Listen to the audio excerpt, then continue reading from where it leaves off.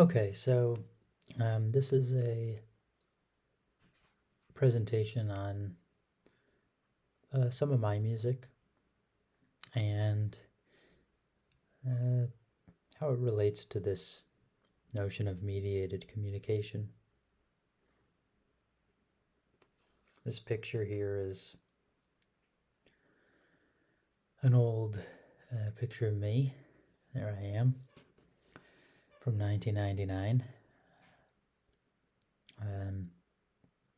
And I start with this just because I think this is where a lot of my interests in the sort of things I'm going to be talking about come from. This is from a choir camp I used to go to every summer. And we're here singing around the piano. There's a number of things you can notice about different folks' attention being drawn to different places.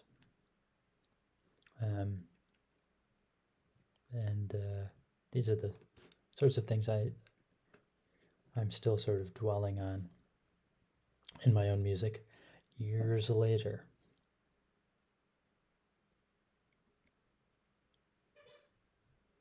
There are certain artworks, perhaps all artworks do this to some extent, but certain artworks make clear, especially clear, that their subject matter is more than just their material. These are 3 sculptures.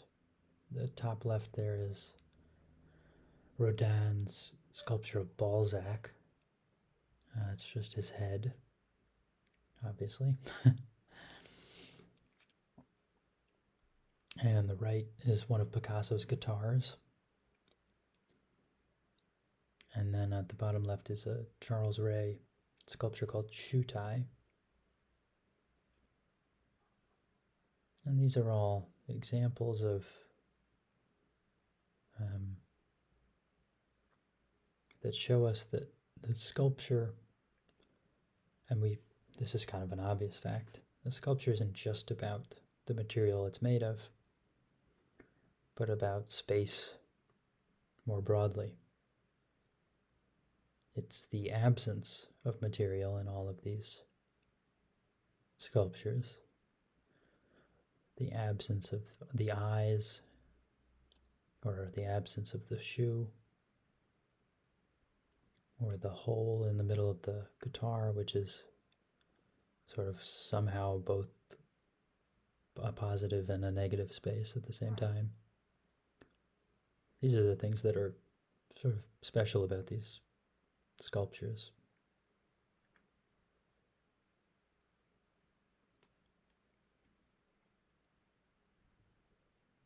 This is a photograph by Jeff Wall. Photography is particularly interesting along these lines of sort of showing us something beyond its subject matter. In part, I think, because photography had to, create itself as a picture-based art form. After painting had existed for thousands of years. And so photographers had to find new ways of defining their art form. They weren't just simply as pictures.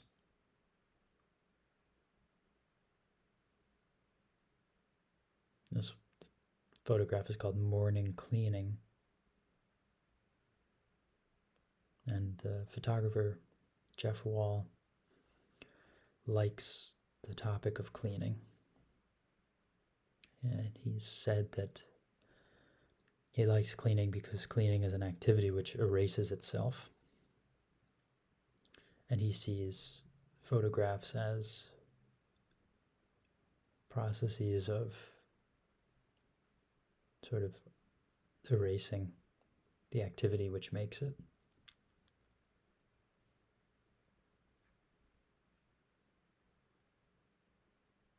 this room being photographed here actually is a museum which burned to the ground.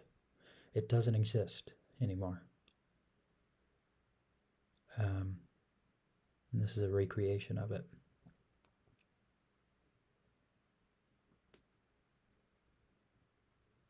And the man they're cleaning is the man whose job it was to clean that museum, which no longer exists.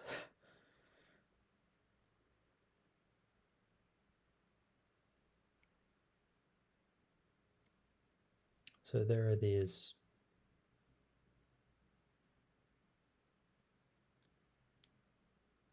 peripheral things to every art form, which are central to how that art form is made. And these are some of the things I dwell on in music. This is a little still from a piece of mine I performed a few years ago, where you can see I'm sort of recreating that choir room scene. People raising hands,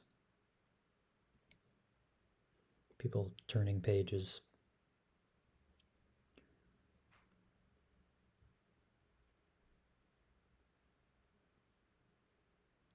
And this is all part of a project that I sometimes think of as defining music, not as a sound art, as it's, I think, normally thought of, but as a communication art. This picture is just one of my favorite images from a film called Code Unknown by Michael Haneke. And it's a picture where there's like a game of charades being played.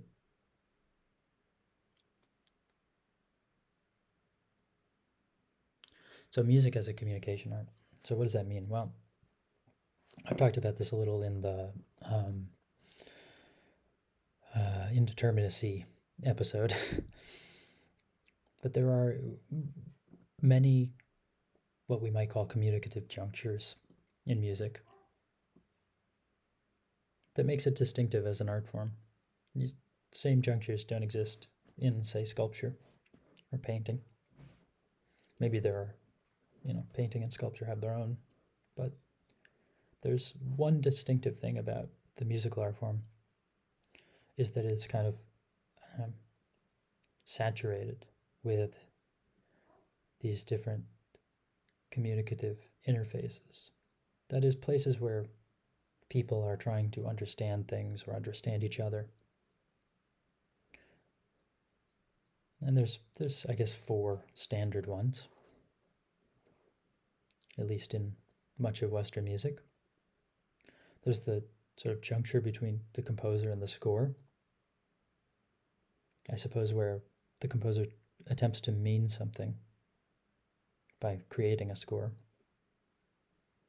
There's a juncture between the score and the performer. Performer tries to understand the score. Performers, of course, communicate with each other in various ways. We could add, conductors into this. And then there's the juncture between the performer or the performance and the audience, where the audience tries to understand the performance. And so these are the sort of areas I focus on. And I'm going to be describing how I focus on each of these areas using one particular piece as an example. It has the long and pretentious title of A Shadow is Reading in the Corner Over There. This comes from a text by Pierre Reverdy, who's a sort of a surrealist poet, which is why I included this surrealist painting. And this is a piece I wrote in 2016. It's for soprano, cello, piano, baritone, and violin or viola. And it's actually two different pieces that are performed at the same time. So it's a combination of a piece I wrote in 2011, which is called In the Corner Over There, A Shadow is Reading. So that's a piece I wrote as an undergrad. And then in 2016, I wrote another piece that sort of goes over this piece, so to speak. It sort of happens. It's built around the older piece.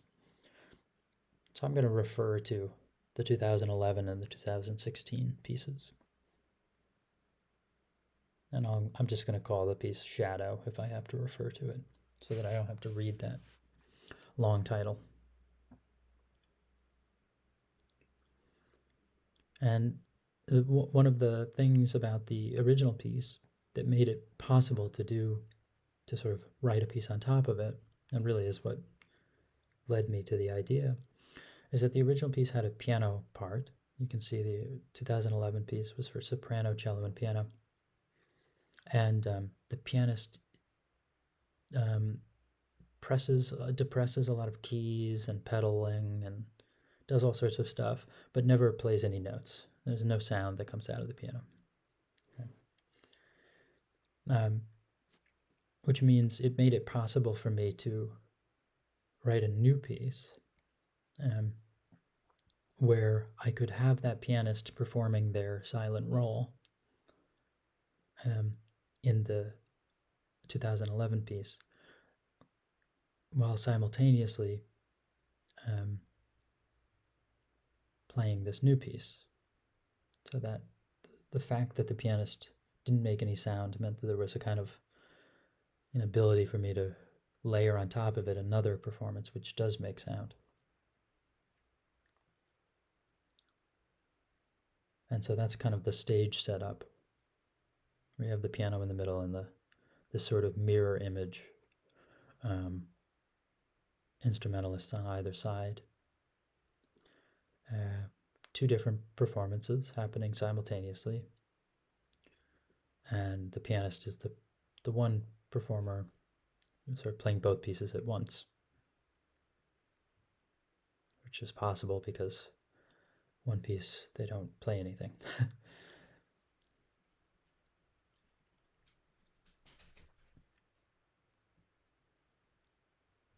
So these are the junctures I want to talk about. And the question often for me is how to deal with each of these junctures in some kind of unified way. This is a lot to deal with.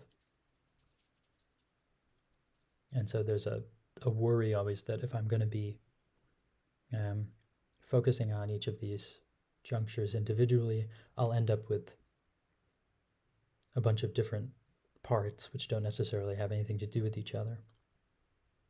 And so, if the goal is to create a kind of unified work which somehow simultaneously works within the space of all of these junctures, which sort of tries to make the artwork out of these relationships in a unified way, one of the things I end up doing is try to sort of elide or collapse these into each other. Right? So I think about ways of like, how can my interaction with the score, for example, how can the creation of the score have something to do with the way the performers are interacting with each other? How can I make those the similar or the same? Or how can I make my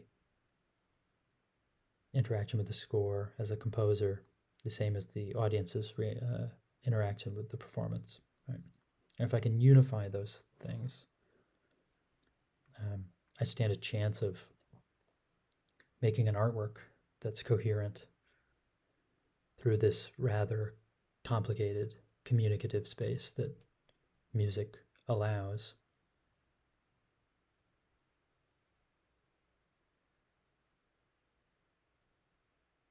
And so if we start with the first juncture, the composer score juncture, there's composers who have made works that really delve into this particular area.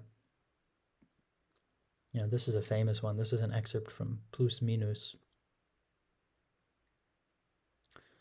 by Stockhausen. He's the guy who wrote the Helicopter String Quartet I sometimes allude to. And so this is a piece where all these little symbols are actually asking you to make certain decisions about placing notes and rhythms, and the decisions you make, make you move to different boxes and stuff like this. It's kind of like a game of decision making, very complicated, where at the end you've written a piece. So it's kind of like a set of directions for writing a piece. And there's many variations that can happen. So this in some way does what I was talking about. It kind of makes the creation of the score a part of the performance. It brings those things together. So that's an example of that sort of thing.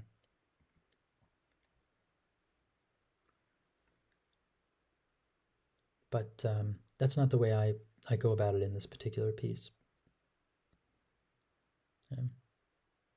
In this particular piece, by having a sort of performance within a performance, right? By having the 2011 work within the broader work, I'm trying to allow the performers and ultimately the audience to have some relationship to that work. So it's in sort of putting the full quotation of this piece within the world of the performance. It sort of creates a kind of more level ground for everyone, the performers, the audience, the composer, to all be sort of examining, looking at, thinking about this piece. And one of the things I do in this work is I have sections where the 2016 half of the ensemble is just watching the 2011 piece play out.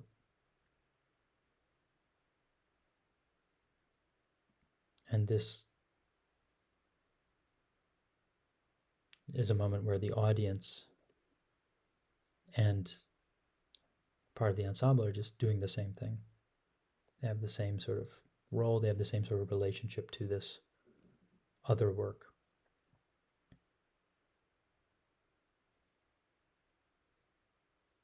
So the hope here again is to create a situation where the performers and the audience are doing the same type of activity. And it's important to say I'm one of the performers. So the composer role and that relationship is on stage. I'm playing the piano in this piece. And the fact that I'm the only person playing in both ensembles has a kind of logic to it along these terms.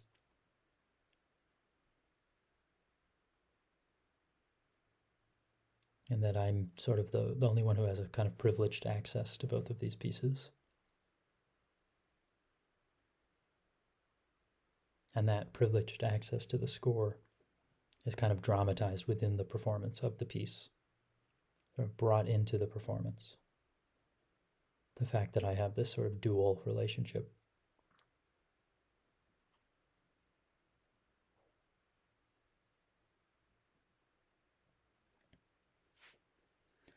So then the question becomes, what does the performer score relationship have to do with the composer score relationship?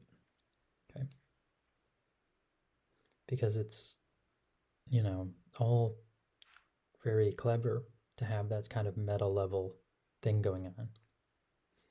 But ultimately, this isn't just a tool meant for its own sake, but is a way of facilitating some sort of cohesive gesture, some sort of artwork within this communicative space.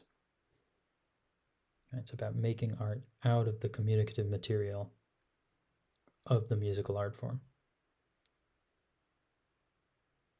Right? And this sort of elision, this bringing together of roles, is just a way, just a sort of a step towards doing that, or hoping to do that. This is an excerpt of the score.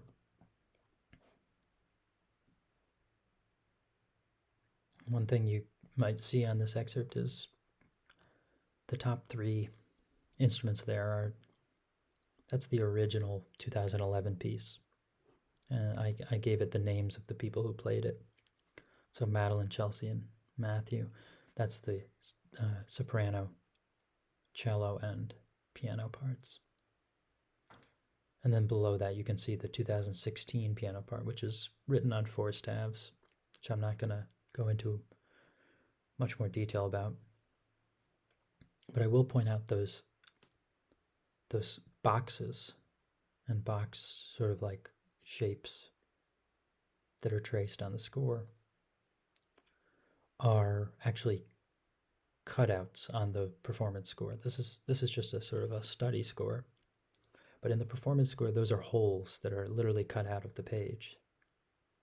And so the pianist's part would be laid on top of the 2011 score and would see through those holes the material underneath. And that material is what is sort of cueing everything that happens in the pianist's part. And then the violin part is laid on top of that and has holes in it as well.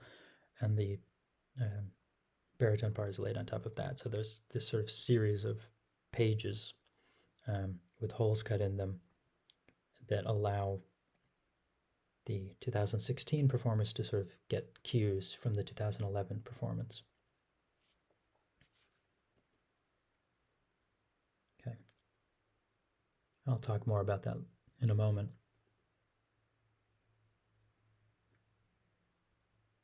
Now the lingering question is, how do we get the score to performer relationship brought together with the composer score relationship? And one way is through memory.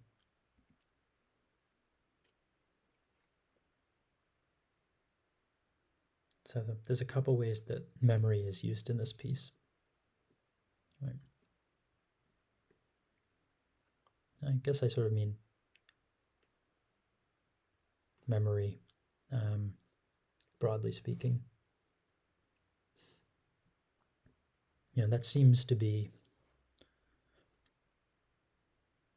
a difference between maybe my experience of the 2011 piece as the composer versus one of the performers in 2016.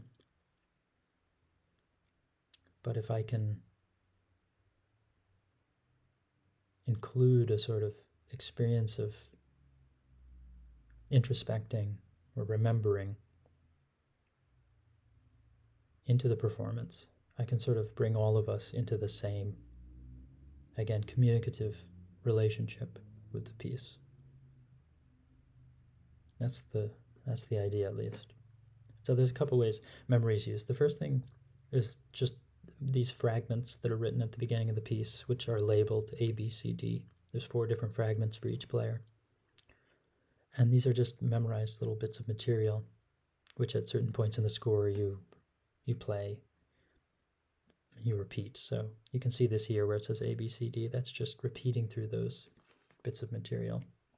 Here are some examples of those, the piano and the viola or violin. You can see they're fairly simple sort of loops. They repeat. So that's one type of memory.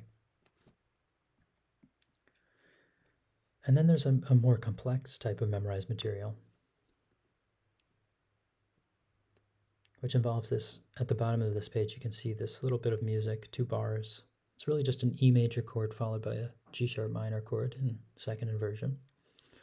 And this is a kind of a quotation of a song. It's an Elliott Smith song. It's called Noname Number 3.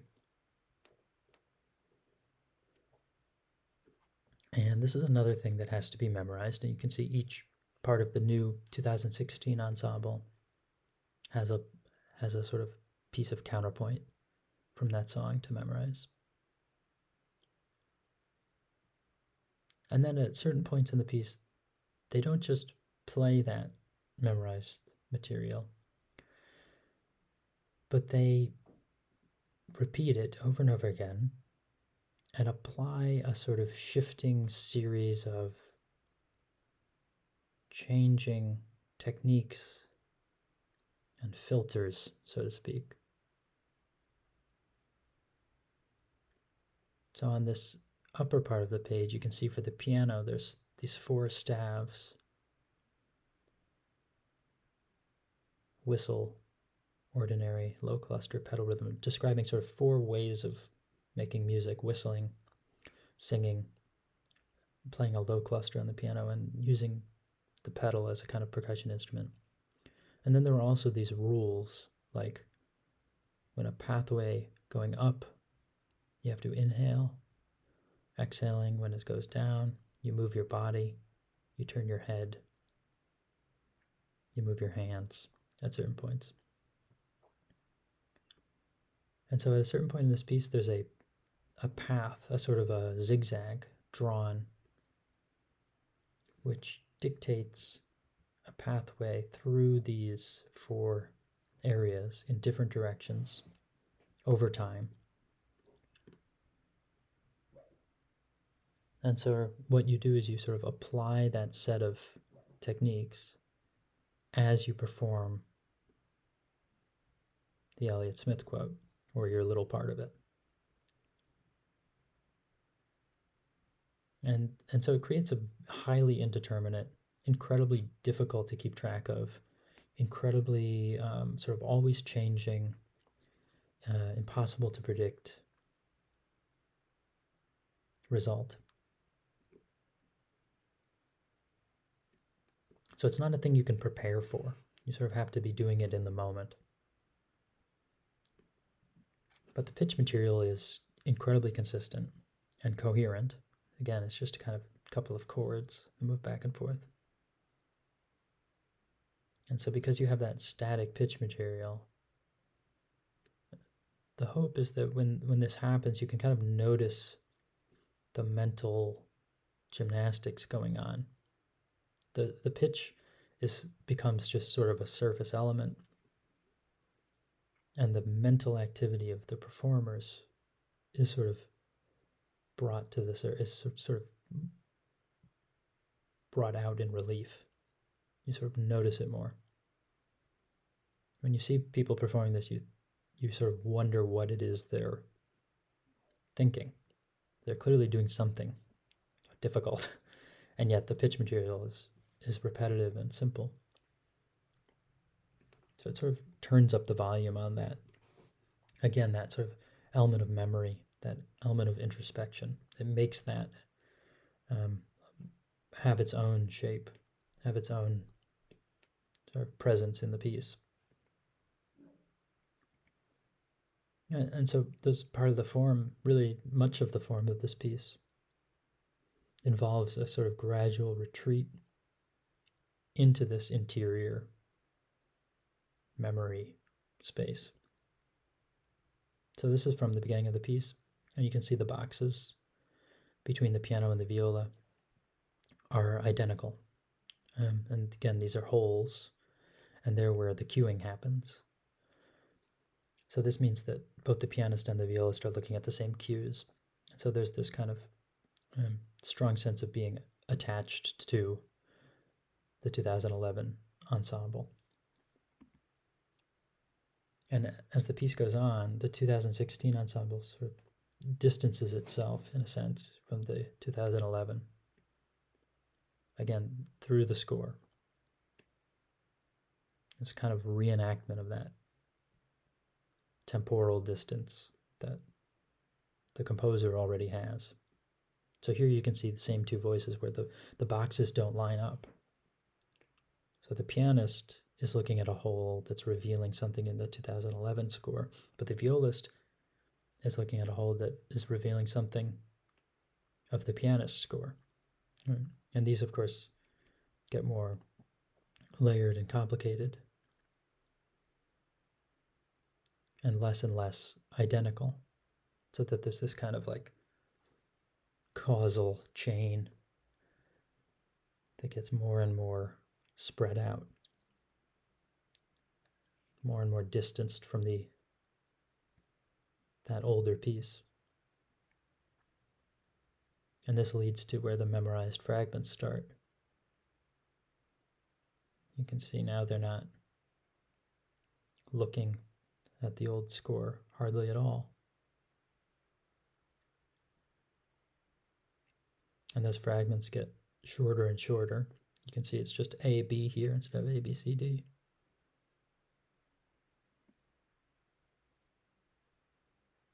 And here's just A. And you may have noticed this zigzag pattern on these two pages. Those sort of dotted lines. That's a shape that the performers are actually tracing with their finger on their score during the performance. So it's kind of a foreshadowing of that zigzag I talked about, which gets traced through a sort of mental space in the complex memorized section. And it's a kind of a symbolic reenactment of the compositional process. Sort of drawing, making this shape that's going to structure in this next section. You can see those little constellations with asterisks. Those are the sort of pathways that are being traced through this material, moving down and up through these sort of set of rules, and creating that sort of indeterminate, memory-based, sort of introverted loop. And that's sort of where the piece ends, with the sort of this gradual inner excavation of this loop, this little E major, G sharp minor loop. And this bit of music is from this song is the piece of music I had in mind when I originally wrote the piece in 2011. So if you listen to that piece, it's sort of incredibly buried there. It's not anything anyone would notice if you didn't know, but you can hear those harmonies surface throughout the piece. And so all of this kind of inward excavation is really pointing towards a memory that was sort of hidden in the original work, but is now kind of brought to the surface as a shared memory. Again, the sort of thing a composer might have a privileged access to is sort of brought into the public space of the performance. Oops. So we've already seen to some extent how the performers react to each other.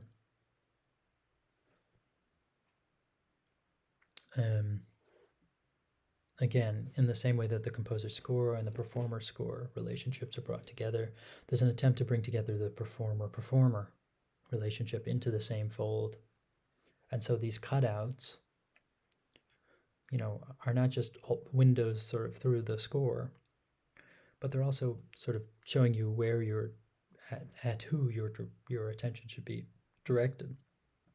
So when you're looking through those holes in your score, you're being led to look at certain performers around you as well. And this is not a unique thing. We're always being cued and paying attention to each other in chamber music. But there is some attempt in this piece to sort of, again, turn up the volume, so to speak, on those peripheral elements of cueing and shifting attention.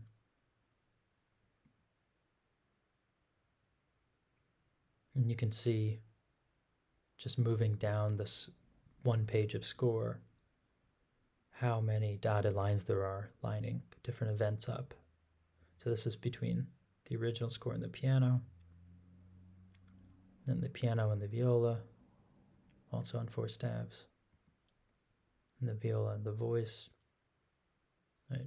All of those vertical dotted lines are cues. And none of it's metrical, right? There's no time signature.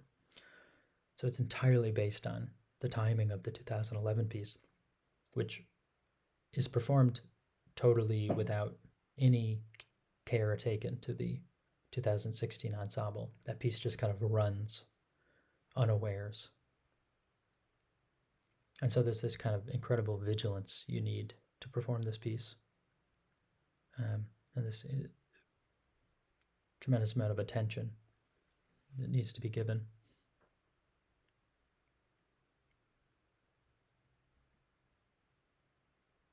And there are these moments with these sort of upward facing arrows, which are where the 2016 group is all sort of supposed to look up and just watch the 2011 group perform.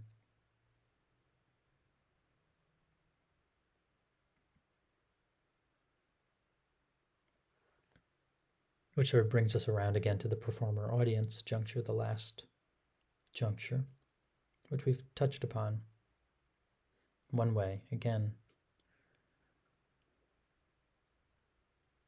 a term for this is like sometimes referred to as joint presence in some academic literature about this sort of stuff. Right? So the audience and the performers are sort of jointly present. Both, jointly aware of the same piece of music.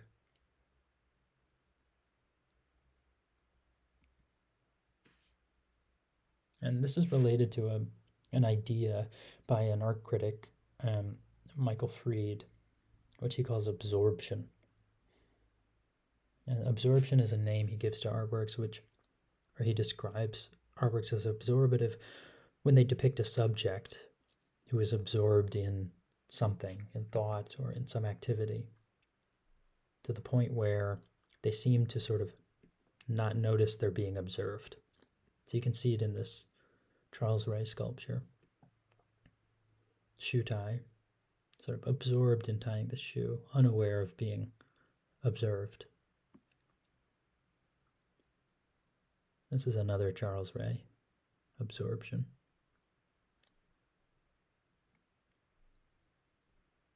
Another Jeff Wall. This is maybe my favorite of his.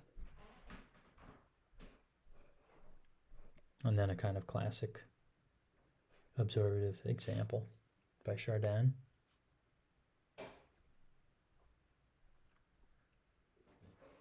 And the part of the whole point of talking about this is that this is a kind of a strategy. This painting someone absorbed like this is a strategy for drawing the viewer, in this case, into a particular kind of confrontation with the work. And I call that confrontation a communicative one, because it encourages you to wonder what the person is absorbed in. It gives them this sort of expanded sense of innerness. It sort of makes it feel like they have a consciousness.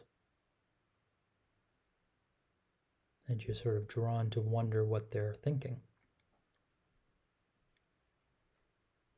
And the theory is that in sort of wondering what they're thinking, you're sort of wondering what the work is thinking, what is being thought in the work.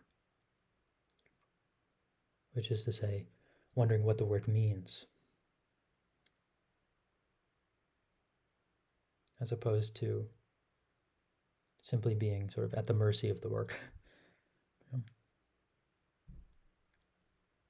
That's the difference between maybe an effective encounter with the work, where it strikes you, makes you feel something, say, and a communicative one, which has to do with understanding meanings. That's at the core of communication, in my view. Here are some stills from a performance of this work, you can see us looking over, tracing with a finger, wearing a sweater vest. No. Okay. All right. So that was my probably too long and hopefully not too uninteresting